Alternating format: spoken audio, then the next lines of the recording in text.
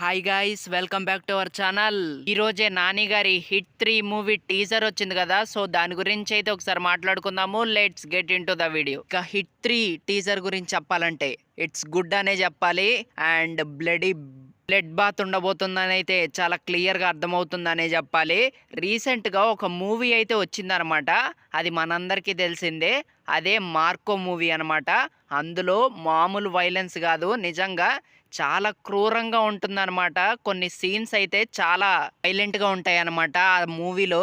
And animal మూవీలో కూడా violence బాగా ఉందనే చెప్పాలి. అండ్ ఈ మూవీలో అంతకు మించి ఉండబోతుందని అయితే చాలా క్లియర్గా అర్థమవుతుందనే చెప్పాలి. మనం చూసుకుంటే హిట్ ఫస్ట్ కేసు కనుక మనం తీసుకుంటే అలా అలా కొంచెం వైలెన్స్ అయితే ఉందన్నమాట, మరీ ఎక్కువ లేదు. ఇక హిట్ సెకండ్ కేసు కనుక తీసుకుంటే దానికి మించి ఉంది. అంటే అటు వైలెన్స్ ఎక్కువగా లేదు, అటు ట్విస్ట్లు కూడా గట్టిగానే పెట్టారనమాట. సో అలా ఉంటుంది ఆ మూవీ కూడా.